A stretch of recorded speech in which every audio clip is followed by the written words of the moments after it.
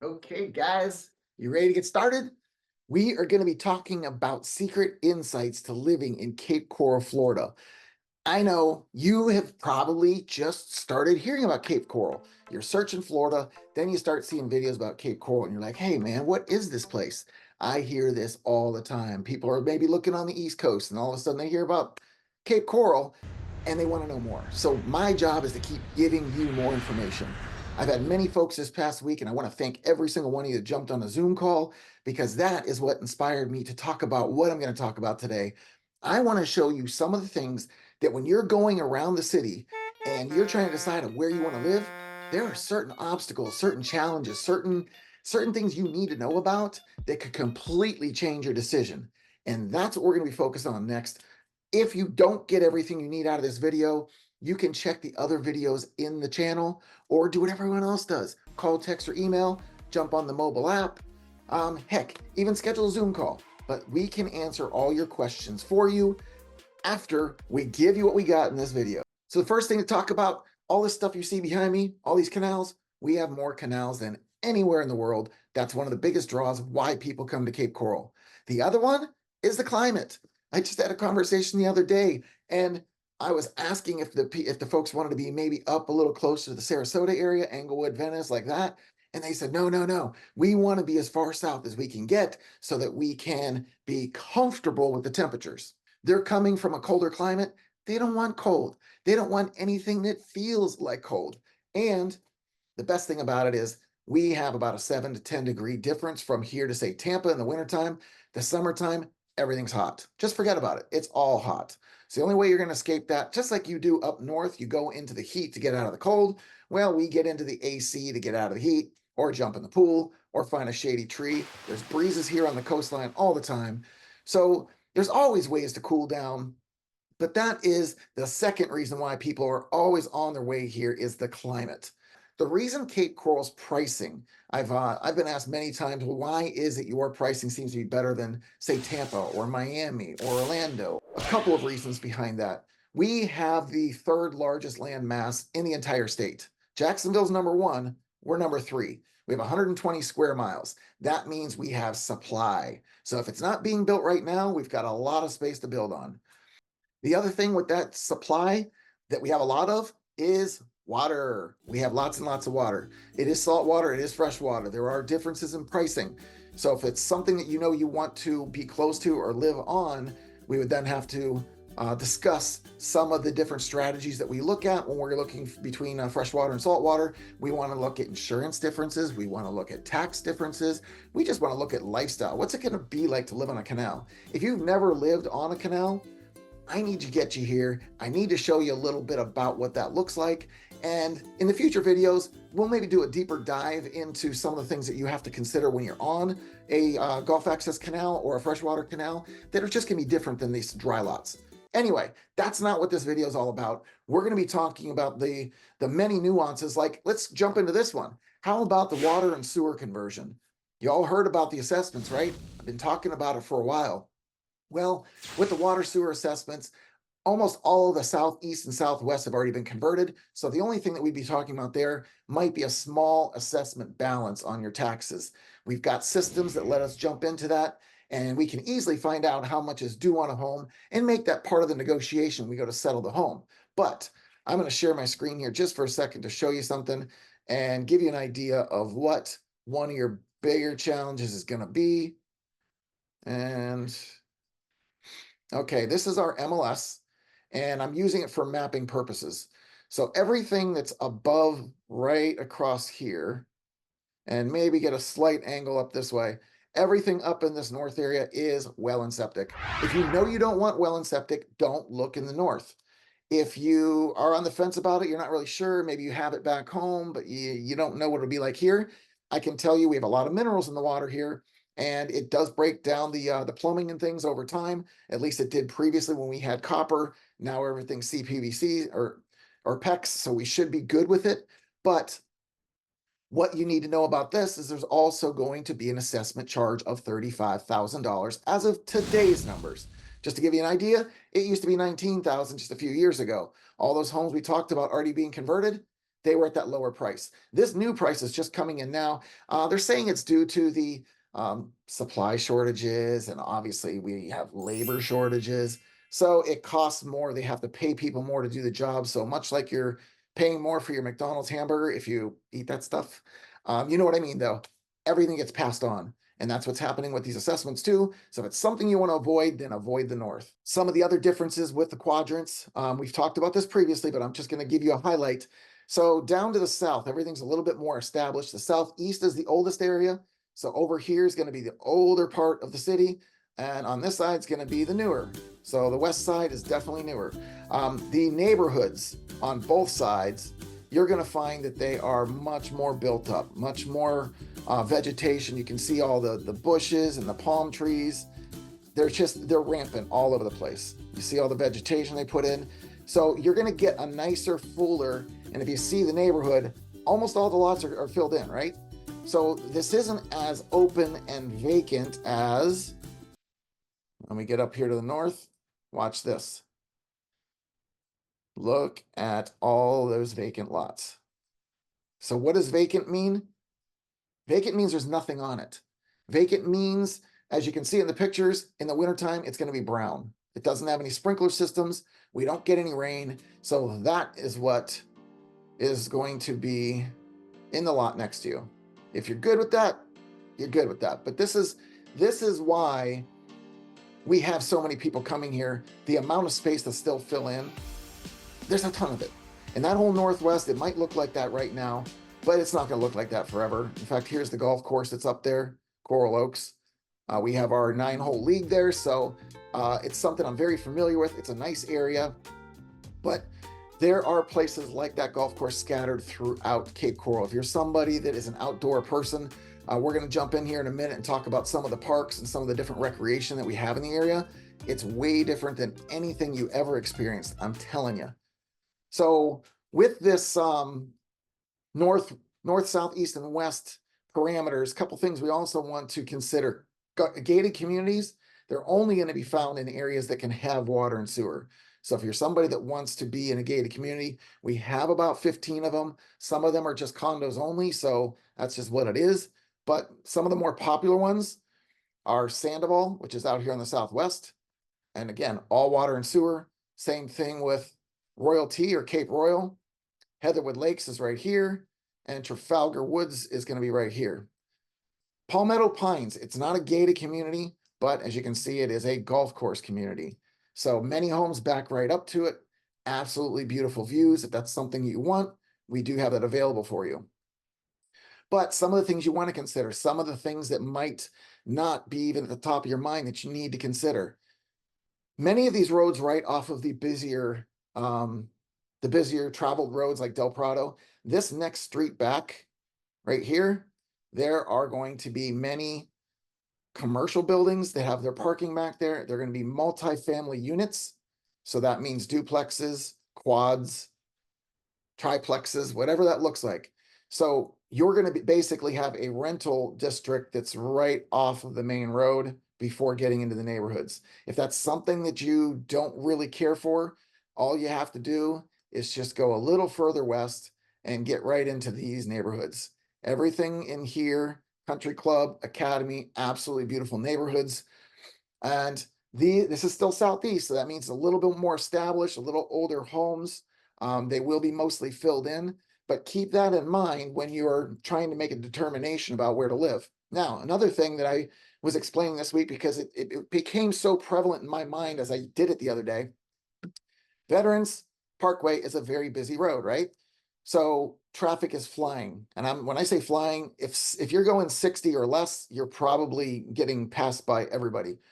So this is a 70 to 80 mile an hour highway. And when you come off of this, people are still in a hurry and they're looking at Del Prado and seeing all the traffic. They don't want to deal with that. So what do? They jump off of 17th right here. Now, there is a home currently for sale right here. And there's a couple things that I'll tell you if you were somebody asking me about buying this. I just want you to think about two things. Number one, it has a plaza in front of it. That means if there's any night deliveries, any garbage trucks, any of that kind of stuff, you could hear them at night. Another thing you need to consider is all that traffic I just told you about, they use this as a second cut through. That's a way to get up here and jump on Del Prado from here, or maybe they're just on their way to Walmart. Oh yeah, that's our only super Walmart in Cape Coral. So it is going to be the most packed. But that is something you have to contend with. If you want to live on that street, you have to look at the traffic patterns. Another thing that we want to consider whenever we're looking at properties like this, these are baseball fields. All right. Obviously, if you've seen it from the air before, you can clearly see the diamonds there. Now, what do you think is going to happen to all these homes all the way around?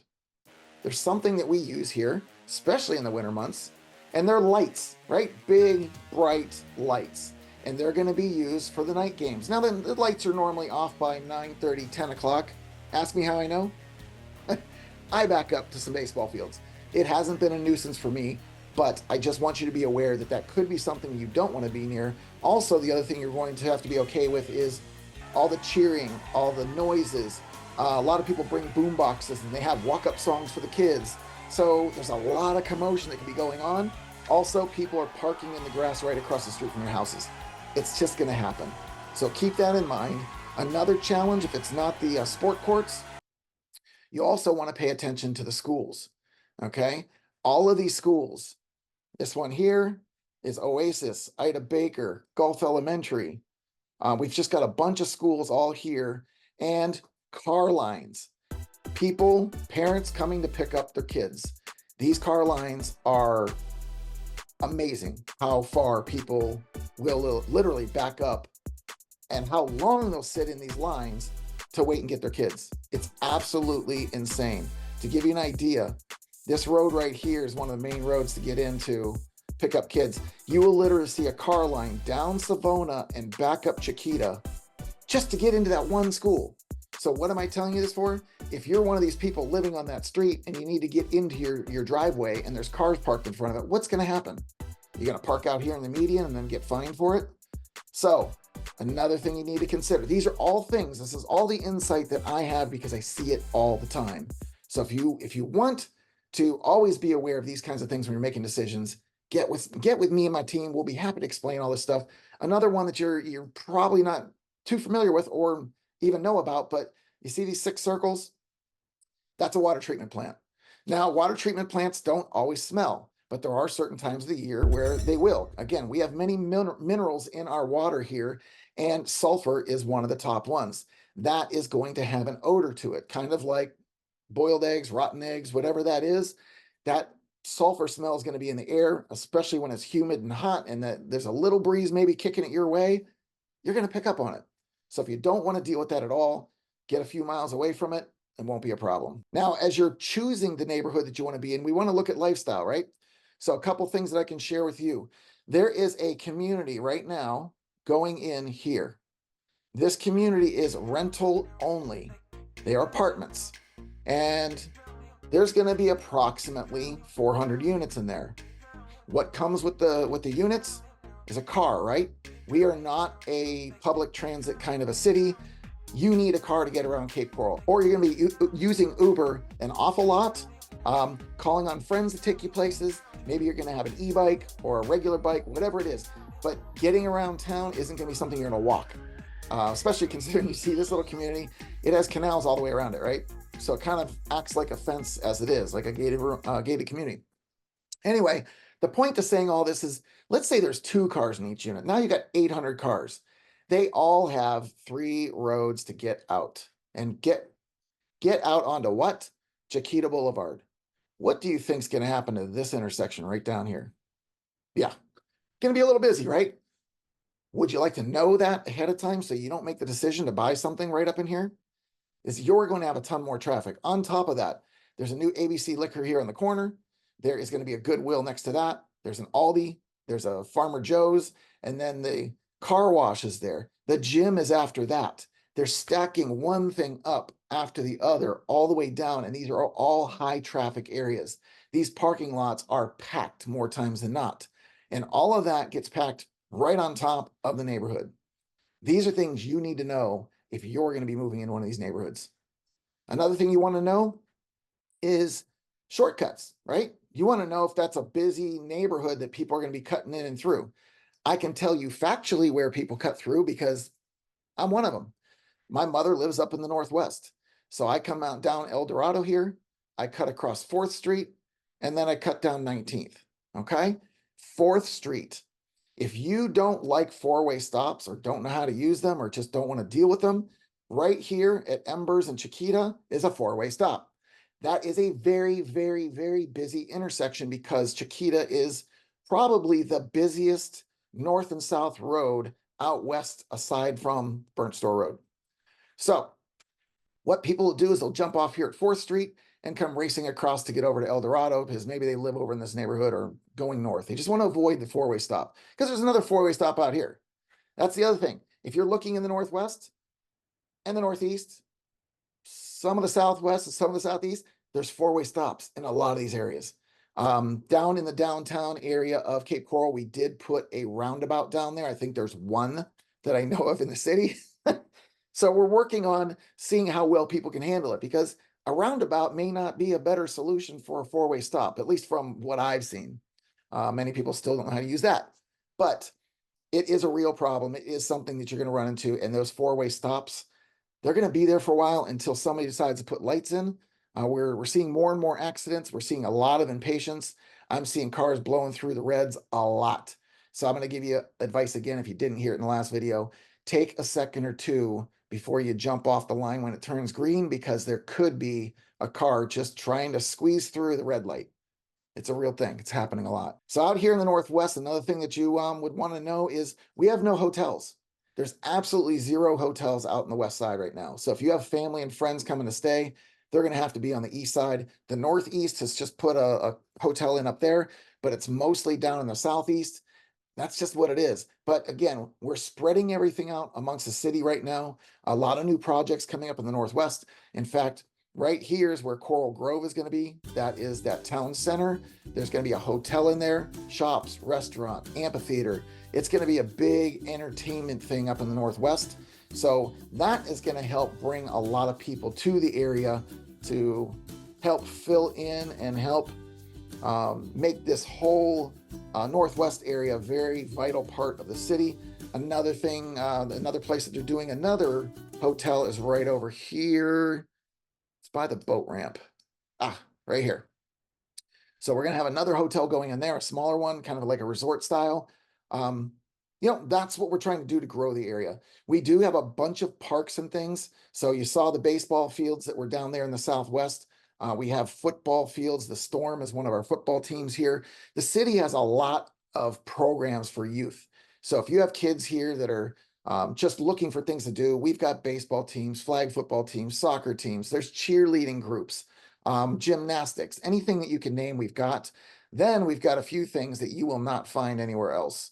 If you're somebody that wants it in your community, you can go to a place like Sandoval, and you not only get the clubhouse, but you get a resort style pool that has its own slide. Yeah, right there. And lap pool, kiddie section of the pool, just a soaking area, couple tikis to hang out and have some drinks with your friends, lots of chairs all the way around, and music is playing constantly. Lots of sport courts and stuff. So if you're into pickleball and tennis and all that, tons of stuff to do in there. Anyway, if you're not in the community, you will still have, again, baseball fields. And I'm going to skip over to one of the lesser known things in the area. And that is a BMX track. BMX is a really big thing here, and it's actually a nationally syndicated thing. So there's people that race these tracks that are ranked nationally. My son has a couple friends that are both ranked nationally, and it's kind of a cool thing. I mean, these kids put a lot of effort in. They've built a great facility over here, and my son used to race there, and he had a blast while he did it, but now his heart's back with baseball, so we're going to honor that. Another thing that you'll find here that is very unique to our area is Sunsplash. You see those slides? These are massive slides. There's also a lazy river that cuts down and around the entire thing. And right next to it, this whole blank area that you see, that is our new Pickleball Central. It is going to have 32 courts. They're going to be bringing in competitions from, just like Naples, they have tournaments that they'll bring a bunch of people in. That's what the hope is here in Cape Coral. They're building all of these courts to not only supply enough places for people to play this sport, it is such a growing sport. I forget the numbers. My cousin's really heavy into this, and he was telling me something ridiculous about the number of people that join into these pickleball groups and how fast the sport is growing. But that's the area. It's going to be a public access courts. So show up, pull the paddle, get to playing. There's going to be plenty of people there to play with. Then right down the street is the skate park. That's Eagle Skate Park. So my son, again, used to use this facility quite a bit. Scooters, bicycles, skateboards, those kinds of things. You can bring all of them in there. And they like the parents to stay on the grounds if the kids aren't old enough. If they're teens, they should be okay to be left alone. But it is a dangerous sport. You have to have a helmet on or you can't ride. Oh, you will be literally kicked off. Then if you keep going, and you can see this is kind of where a lot of our entertainment is, then we have this new 18-hole mini golf course. It's a really cool course. They've got some different obstacles in there. It's a good time. And if you're somebody that just doesn't want to be outdoors because it's a little too hot, come right over here. Next to this is the bowling alley. And inside there's a bar with pool tables and darts and all kinds of stuff. So lots and lots and lots of stuff to do in the one area. And if you want to go up here a little bit further, Gator Mike's is right here. And that's where you have another miniature golf course. That's the course. This is, they added some other stuff in here. That must be a second course now. And then they have tracks in the back for go-karts. So again, another great place for entertainment. And that's more of the family and kiddie kind of stuff. If you're an adult, your entertainment's down here. This is the downtown area. And you've got Rusty's is over here. They have cornhole boards and they have axe throwing. They have all kinds of games out there, live music. This is also, this center section is where the farmers market is held on Saturdays, especially through season. It's pretty much year round, but it gets much heavier for season. A lot of our things happen downtown because there's just so much that can be done there, and the entertainment stays there. Once people get down here, they stay, because we have Cork Soakers here, which you know by the orange umbrellas. That's another restaurant and bar, sits right on the street. As you keep coming down here, we're going to have Back Streets, which is going to be right there. And this place has changed hands numerous times. I think it's Hooked Grill now is what they're calling it, but it's another place to try a different cuisine. And again, they just relocated over there. And as you keep going down, you're going to find things like Dixie Roadhouse, which is over this way. That's where the kids go to do the line dancing and stuff. The adults will take over the place at 7 o'clock at night and have like an hour or so that they do it. And then the kids start to flow in. They don't really pack it in until 10, 11 o'clock at night. And keep going. Merrick's Fishtail is down here along this strip. Chicago Pizza. There's a barbecue place down here. So anyway, that's a very heavily traveled area. Once again, if you're not looking to be in the mix, you don't want to be down in this area. If you're somebody that wants walkability, then you probably want to be in one of these neighborhoods very close by so that you can have easy access to that stuff. Now, as far as schools go, I mentioned about how we have schools all in one area and the car lines and all that fun stuff. Another thing we also need to consider is that while it's school choice, you need to stay within the zones. Right now, they're broken into 3 zones. There's a southern zone, a middle zone, and a northern zone. And the way it was previously, I know they're working on changing this. You can go to leeschools.net to get more information about the different schools, how they rate, what the zones are, what your options are. But that's going to be important because if you're in zone 1 and you want a school in zone 3, you're not going to be able to go there. Right now, you can currently do zone 1 and zone 2. However, in the future, they're trying to keep it zone specific. So if you live in zone 1, you go to zone 1. If you're in zone 2, same thing. So we'll see how that progresses as it goes, but that's the way it's set up right now. Once again, our transit system out here is not, there's nothing to speak of as far as that goes. So You're going to have to find ways to get around. It is a very car dependent place. Healthcare is we have a bunch of the urgent care kind of setups, but there's only one hospital and it's right here. That is the Cape Coral Hospital. And as you can see, it's right in here with this warehouse district. This is a bunch of buildings. So once again, if you're somebody that's looking for a golf access home and you live along here, your view is going to be the back of all these commercial buildings. So if that is something that you don't want, don't buy it over the internet. Get here and see it for yourself. Or ask somebody that should know. What do I need to know about this property that I'm not seeing for myself? That's where the value of an experienced and knowledgeable agent comes in, is telling you these little things that you can't find out anywhere else than doing it yourself or being there. Okay, so that in a nutshell is a little bit about some of the insight of things that you may want to know about if you're going to be moving to the area.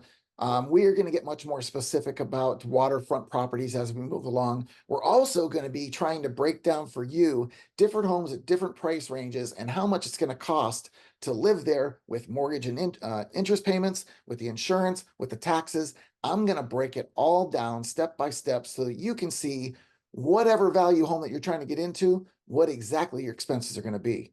That's going to be in a coming video, so keep showing up every week. Subscribe to make sure you see them all. And if you need more answers to your questions, check out one of these other videos.